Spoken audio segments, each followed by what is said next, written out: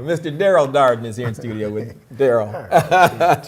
Thank you, sir, as always, man, for joining us. It's a special occasion to have you here. Man, what an honor to be here. Oh, yes, thank you. Yes. And I know how busy you've been and will continue to be, so thank you for fighting that freeway traffic. Because I know it was treacherous. That's L.A. Yeah, that's L.A. If you can't deal with traffic in L.A., you need to leave L.A. probably, right? Yes.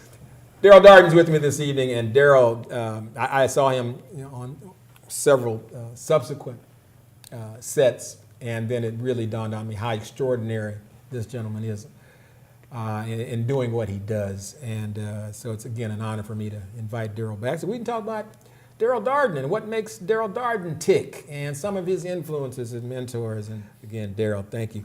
First things first. St. Louis, Missouri is home, huh? Woo, yes it is, yes it is. Yeah. The show me state. All right. I'm going to presume, Daryl, that growing up you were surrounded by a lot of music in your home. Am I right or am I wrong? You're wrong. Oh. Well, the only music I had influence is just church, going to church. That was it. Okay. Yeah, okay. and then occasionally listen to the record player my sisters would play, but nothing that groomed me for my experience in life. What you would ultimately be doing. Exactly. Interesting. Huh. Okay. Yeah. So when did you okay, I always ask this of every musician who joins me. We know Daryl Darden, the guitarist, but did you start, when you got into music for the very first time, did you start on the guitar or some other instrument? Yes, I was influenced by a female that was at our church, and she played the guitar, and I looked at her, and she was an attractive lady too. All right. And man, I got infatuated, man, and told my mother I wanted a guitar. So when Christmas came around, knock on wood, she saved up her pennies and bought me a guitar, Chet. How old, That's how how old were you? I was Roughly. 10. I was 10. 10 years old. Okay. Yeah.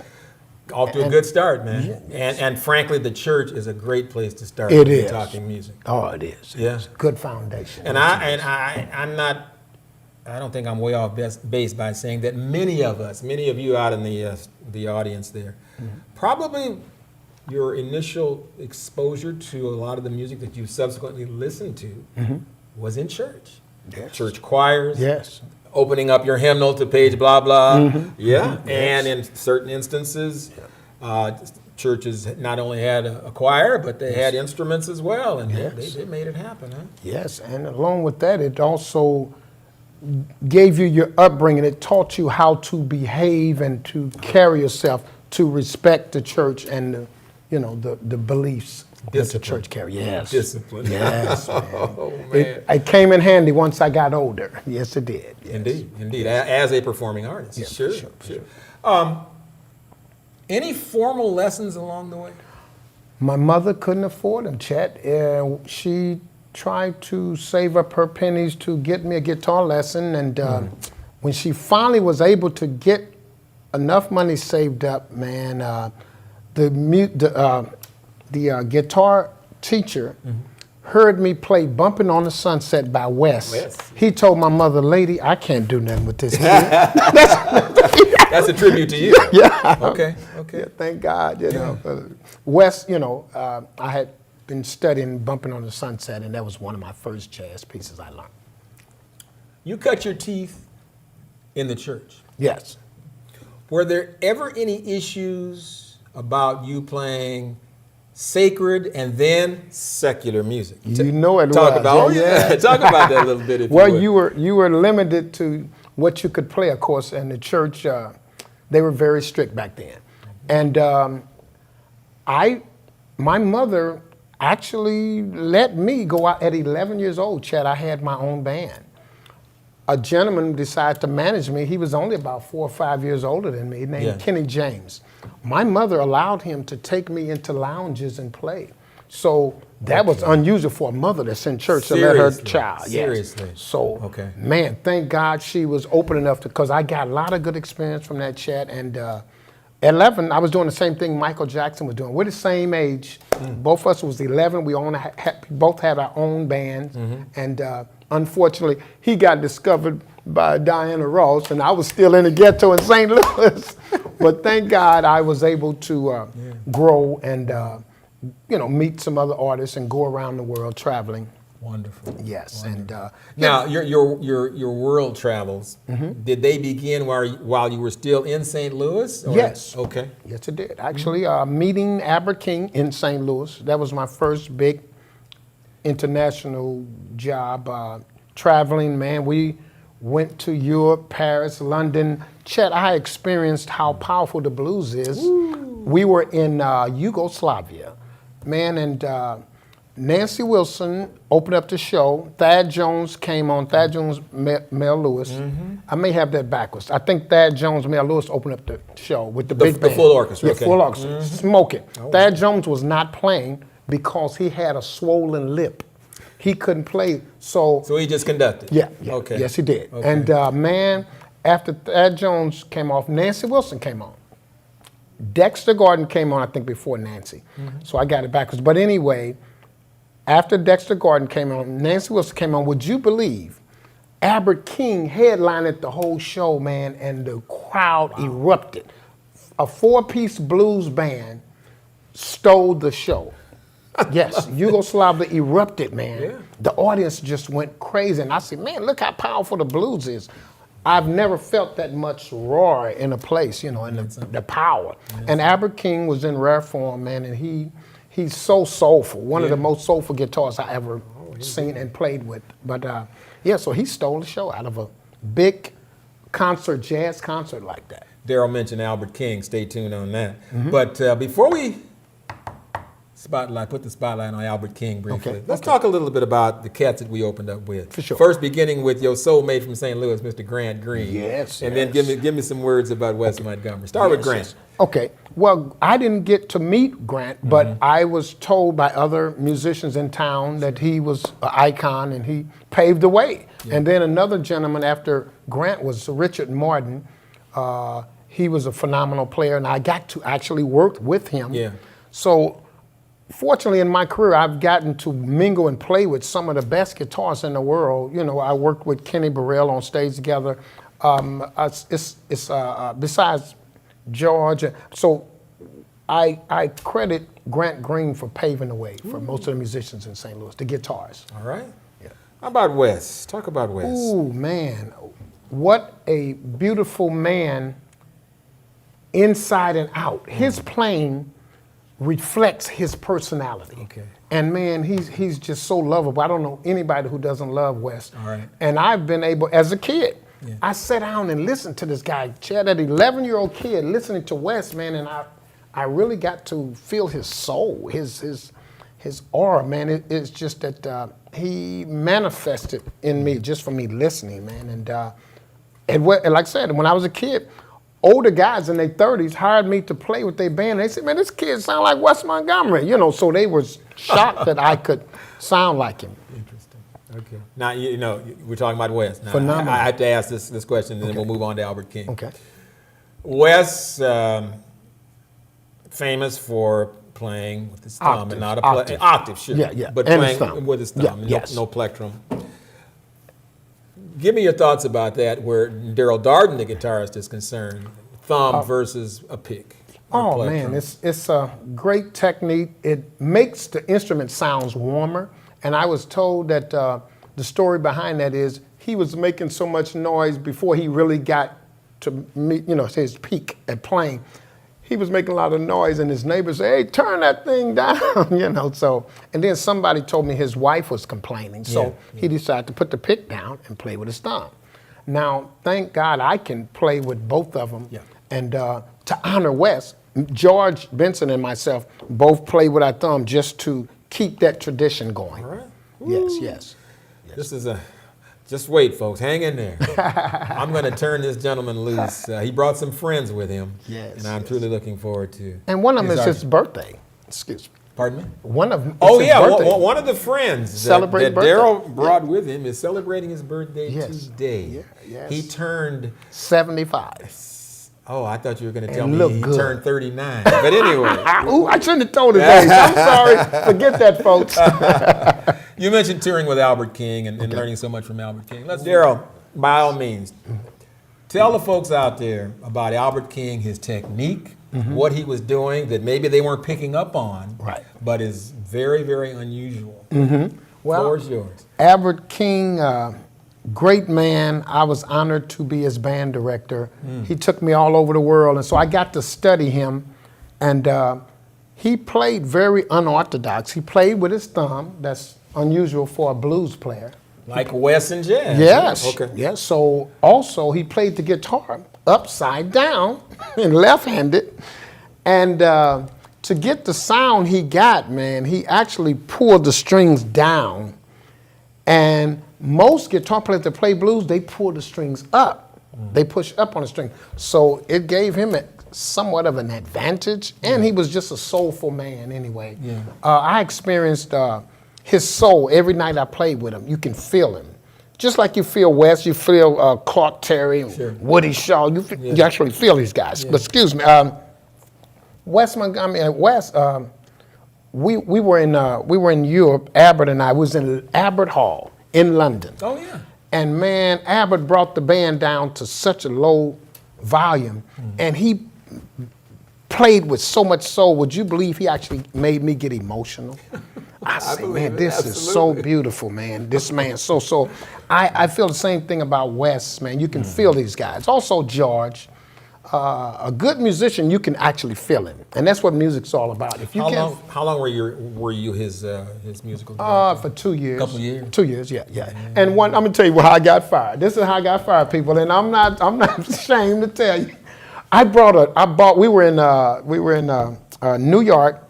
I bought a double neck guitar with some of the money I had made. We were on the road. I went to a music store that morning, man, and a guy said, hey, man, you like that guitar? I got one at home. Man, I went over this guy's house, and I took a chance. A stranger I met in the store, went over his house, and I bought the double neck guitar from him, and this guy had a whole shelf of guns. I said, he must be hooked up with the mob or something, man. So I bought the guitar, went back to the hotel, and I presented it out on stage that night. And Albert looked at the guitar, and he wasn't too crazy about it, Chet. So eventually, people gave me too much attention. Here's this little guy with a double neck guitar, and he's playing, So eventually, the 12-string guitar, it messed with Albert's ear. Yeah, it was something about the tone. The strobing of the guitar. Hearing double strings, Albert didn't care for that. So that's what got me fired. Now, otherwise, who knows what has happened. Interesting stuff. As you probably heard me say over the last several weeks and in past years, this is the backstory. And I'll say it again until I have to stop doing what we do out here. Musicians are people too. And they experience the same ups and downs and foibles and that all of us do. And fortunately for us, in spite of all those ups and downs, they're able to make beautiful music that resonates with so many people. Yes. And, Chet, can I also Can I give you a shout out? Ladies and gentlemen, I'd like to just thank Chet for keeping jazz alive. Isn't this great? I'm so honored to be in your presence, man, and appreciate what you've been doing for all the musicians. Bless my buddy who passed on, Garrett King, and that's where I met Chet. That's right. That's right. Man, time passes, but I thank God for what you're doing. The check is in the mail. Oh. This young man seated to my left is a virtuoso of the guitar. No matter the style, no matter the tempo, no matter the key, the superlatives are not sufficient to describe what this man can do with that guitar. Bless you. Trust me when I'm telling you. Russell Malone, briefly, if you would, Daryl, talk about Russell and what you just heard and where he, and also you mentioned a giant of the B3, the great Richard Holmes. Yes, talk about that if you would. Well, what a great guitarist, Russell. I've been looking forward to meet him, but we haven't had the opportunity, man. But I love his work. I listen to him, and great soul. Yeah. Yes. But talk about your interactions with Groove Holmes, man. After Albert King and I, parted, Groove came town in St. Louis, and he wasn't born there. So he came through and started playing, and somebody told him about Daryl Darden. And man, we clicked instantly, and Groove was known to challenge you. And man, he counted off some of the songs that were so fast, and I had to keep up. Fortunately, I had been practicing speed, and it was quite challenging, but he took me all over. We went to, just every city you can imagine, and musicians came out. Dee Dee Bridgewater sat in with us. There's so many, I can't think of all the names, but I was in Detroit at Baker's Keyboard. Several guitar players came out to meet me just because I was with Richard. And like I said, everywhere we go, man, top musicians just come to see Richard Groove Holmes. What an honor to be with him. And there's so much more to Richard Holmes than Misty. Yes. Oh, yeah. Yeah, that hit big for him. But, yes. Oh, man, Richard Groove Holmes, one of the great organ players of all time. You know, one of his favorite songs he played with me, and I was shocked. This is one of Richard Groove's famous favorite songs is what's his name? James Ingram. 100 Ways, Continent, what you doing? Lover, 100 Ways. Yeah, that's his favorite. I was shocked. All right, there you go. Yes. You heard it here first. Yes. If you're not familiar with Daryl Darden's work, become familiar with it, because this guy is a magician on the guitar and a wonderful band leader as well, Mr. Darden. Man, thank you. Wonderful, man. Thank you. Wonderful stuff. I like to say, man, if I may By all add, means, please do. That's my friend, B.B. King. Yeah, now. What a great soul. I had the pleasure of touring with Albert, and B.B. and I, we hung out a little bit on tours, and a great man.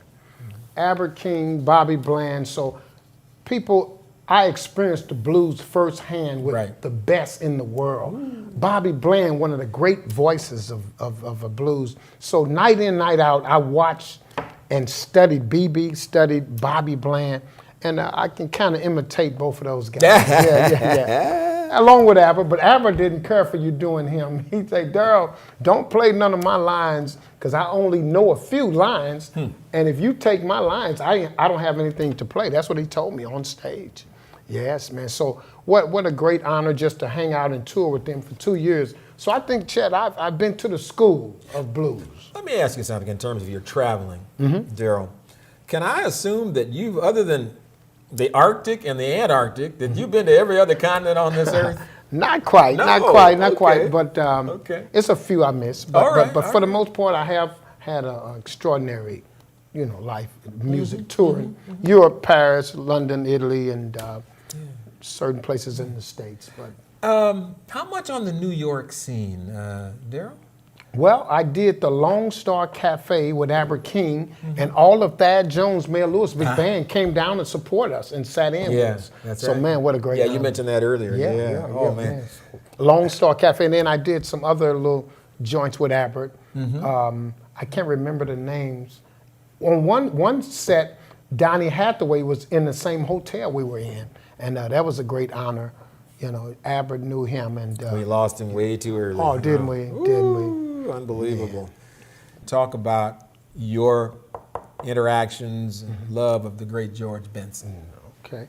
Yeah, well, first of all, I have to pay homage to our legend, James Brown, who inspired me at the age of 11 years old. Oh. So I got to go and meet James during his shows in St. Louis, and he was a very nice man, and I was always inspired by his music, like so many other musicians. You know what? I don't think I asked you. Let me jump in real fast. Okay.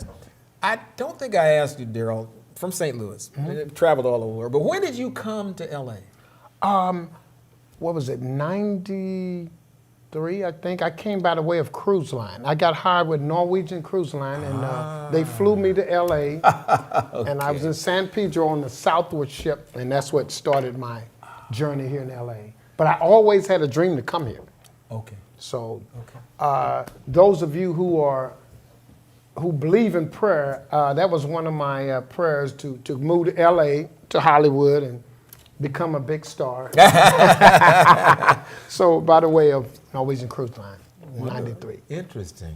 Cruise line, Yes, playing those big ships, yes, huh? man. Oh man, that's a whole nother session that we need Yes, to have it to talk about that experience.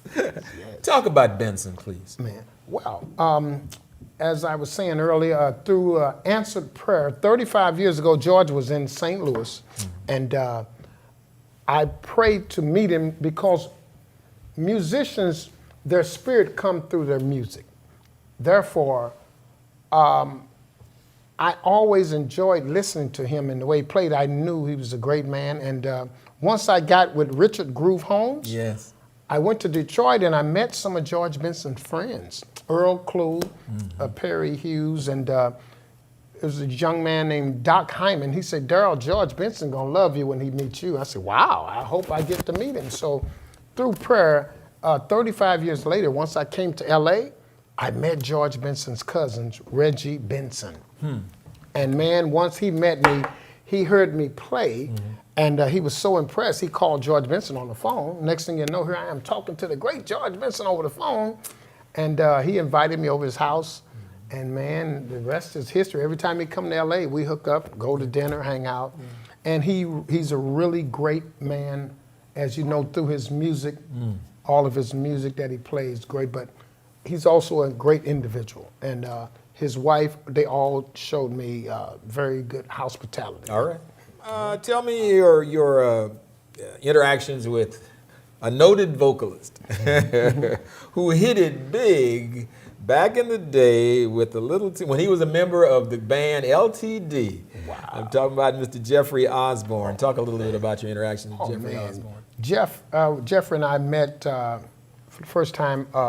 We were I was doing a jazz brunch in Santa Monica, and he was in the room eating, and he enjoyed the band so much that he came up and said, Daryl, you mind if I sat in with you guys? I said, man, I'd be honored. So next thing I know, we had to change the key. You know, he said, Daryl, I don't do songs in the high pitch I used to sing, but anyway, what a great man. And we exchanged numbers. And he's a good friend of George Benson. He told me, Daryl, please that makes sense. Tell George, I forgot to thank him for something he did for me. I think it was redoing his song, Love Ballad. George redid that, and I guess that sent him a big fat check. And he that said, doesn't hurt. That no, doesn't it hurt. doesn't. No. And so I was honored to meet him briefly, and Great.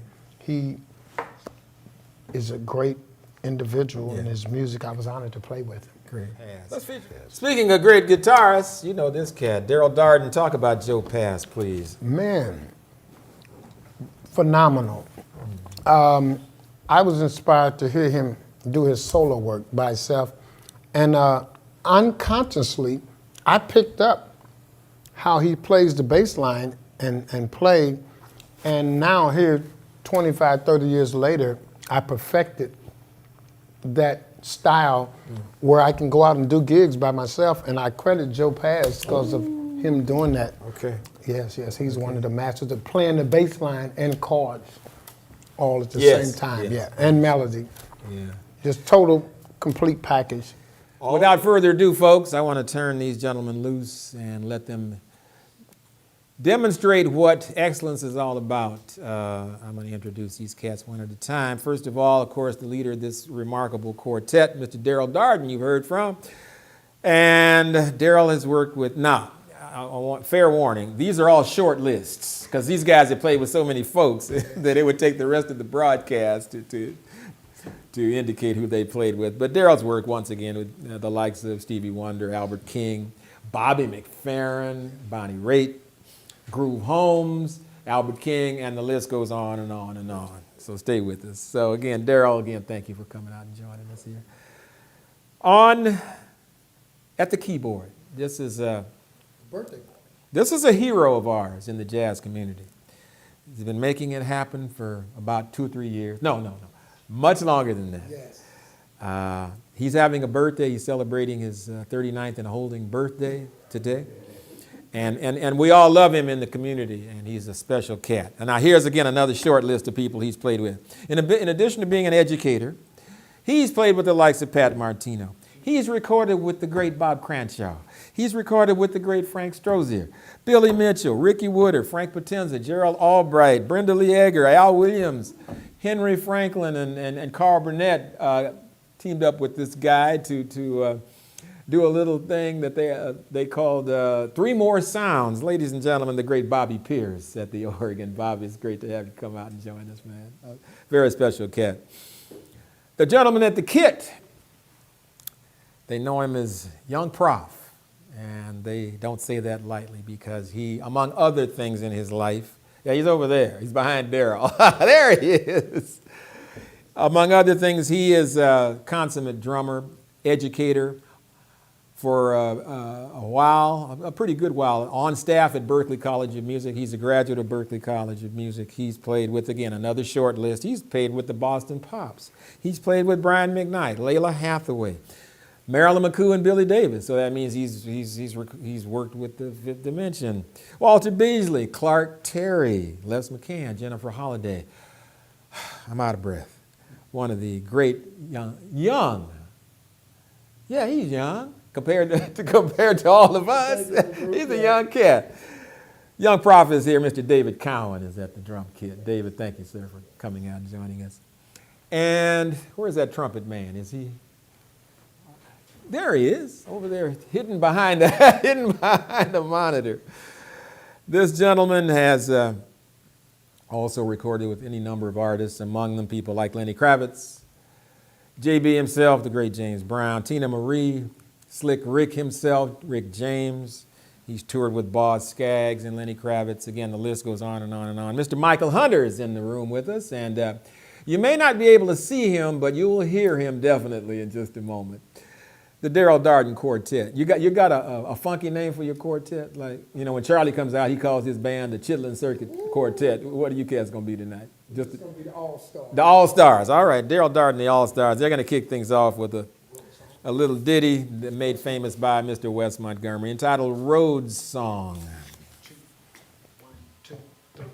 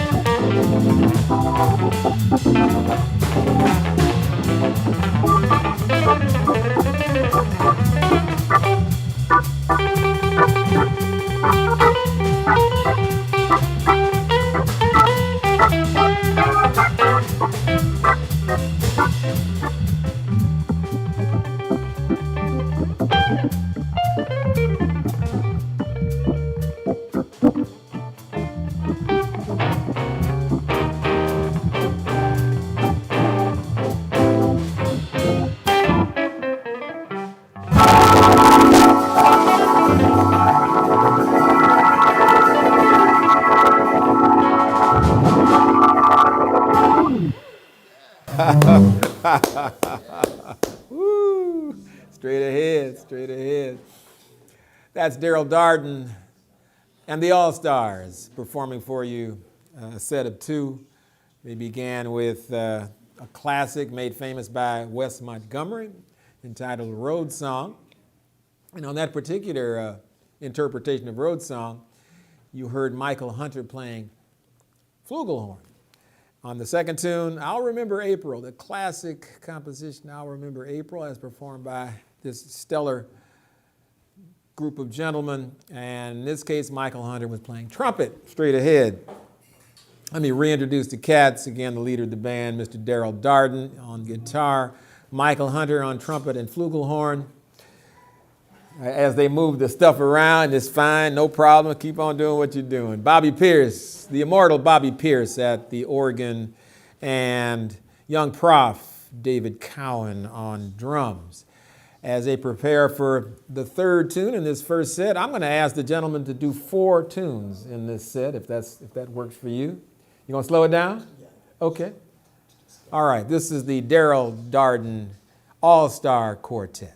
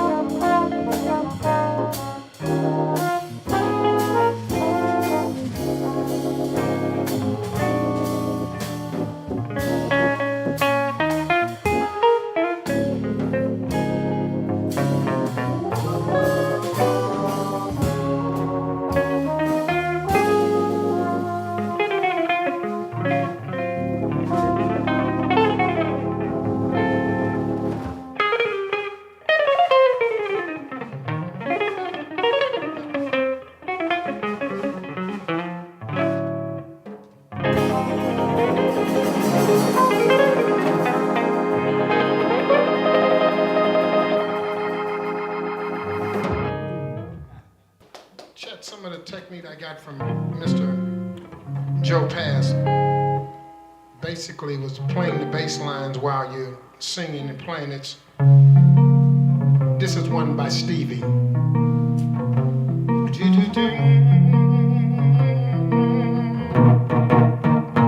Over time, I've been building my castle of love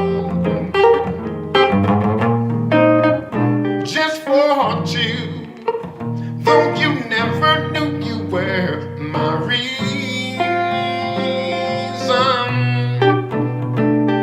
I've gone much too far for you not to say I've got to throw my castle away. And though you don't believe that they do come true. For did my dreams come true when I lived and you? And if you don't not believe, you too will be overjoyed, over love in me.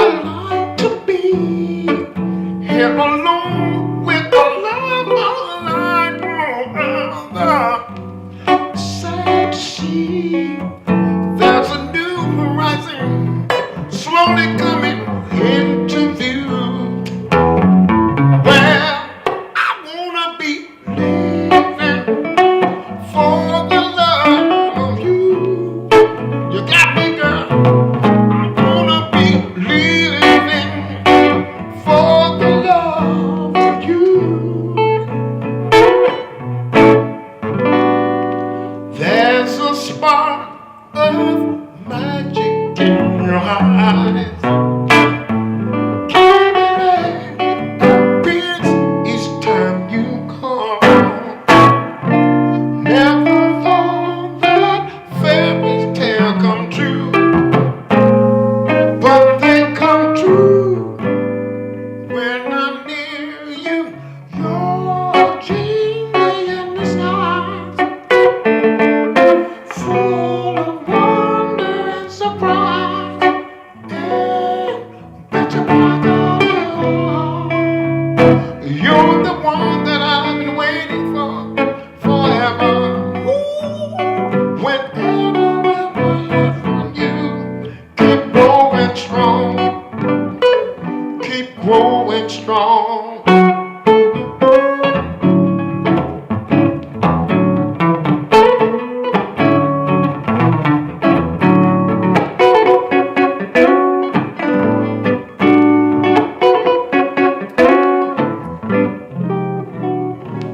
You'll never find,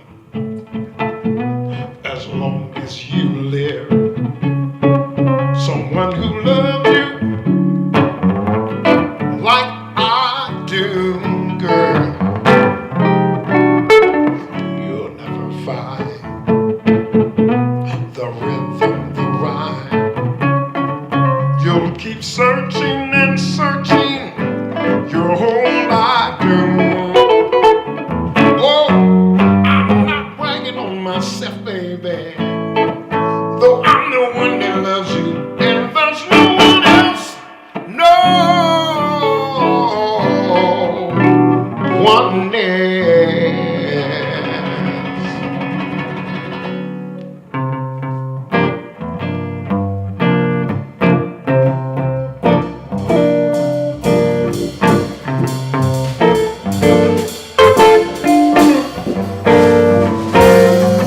I wish you bluebirds in the spring to give your heart a song to sing, better than a kiss, but more than this, I wish you love. And in July, some lemonade to cool you in some leafy glaze. I wish you health, but more than wealth, I wish you love.